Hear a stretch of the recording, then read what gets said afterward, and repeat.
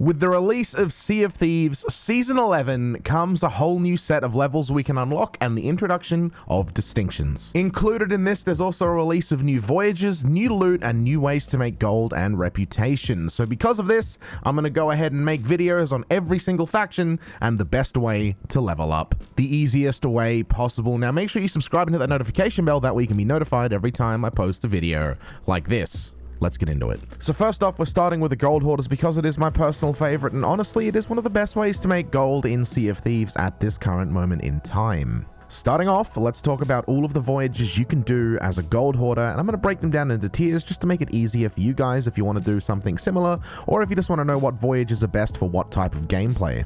Starting off, we have the Buried Treasure and Riddle Voyages. These are pretty much the same thing, just different variations on how you want to do them. As a whole, they're quite easy, they're fast, but they're not overly profitable. However, these are really good if you only have 30, 40, 50, 60 minutes or so to play Sea of Thieves, and you want to make a little bit of progress. Next up, we have the Treasure Vaults. Now, these are pretty much a potluck RNG hit, but they will always give you good loot. Whether or not they'll be quick, that totally depends on how many islands you get, if you can find the X earlier, and whether or not it's a good island for a vault. Following that, we have Medley Voyages. Now, these are a new type of voyage. Consider them somewhat of a gilded quest that gives you a bit of everything. They do take quite a while. They are long, and they can be extremely profitable, but it totally depends on how much time you can put away and RNG. And finally, we have the Raid Voyages, which are the best in my opinion, and I'd class them as the hardest because it essentially means you're going to go dive for a world event, and they're going to give you loot that's entirely for the faction that you are representing. So it's about as hard as any world event that you would normally do, just with a different loot pool.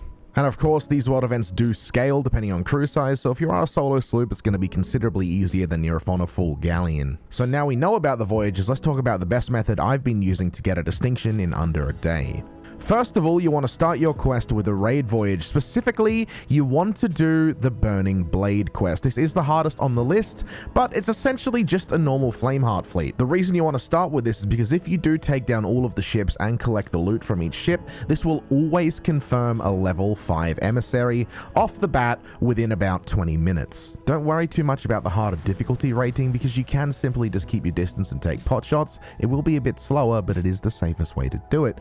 It's worth mentioning that every normal ghost fleet you come up against will be 3 shots of any sort of projectile to destroy it.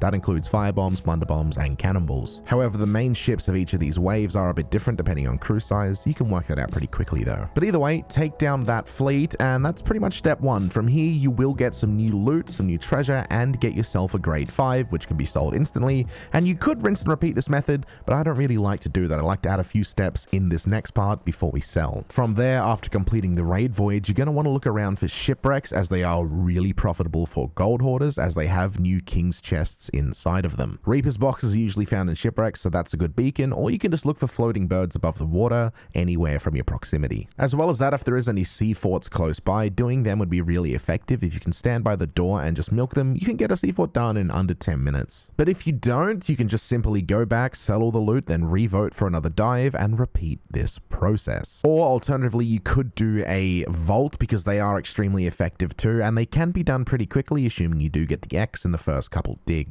The next part of this rolls you on to selling. Now, it's always worth selling at sovereigns if you do have that ability, because if you do vote up a gold hoarder emissary, you will still get that extra reputation boost for selling the sovereigns, and it's just way more convenient with the harpoons on top of the sell point. It makes it extremely easy. And from there, you'll be raking in gold and reputation pretty easily. Honestly, this is a surefire method just to make a bunch of bulk return in a really simple, effective way. Doing 2 of these will yield you 1 whole level, and they can be done in under an hour, so you could be getting around 3 levels an hour if you do manage to get some good RNG and complete things effectively. For example, when I'm on stream and it's about a 3-hour stream, I'll find myself getting at least 5 levels by doing this method, and that's all done within the 3-hour period. Now, this is the final part of the method and probably the best part in my opinion. After completing a Burning Blade raid voyage, most of the time you're going to get the new Chest of Fortune fleet event spawn on your server. And when that happens, it means you can roll on and get a Chest of Fortune at a grade 5 sell, and I don't even need to mention how effective and useful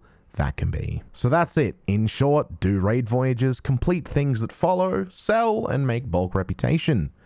If this video has helped, feel free to leave a like and subscribe to show your support. And as I mentioned, I'm going to be doing this series with every single emissary, so if you want to see that, make sure the notification bell is on so you can catch it when I release it. If anything changes, I'm going to let you know down in the comments section.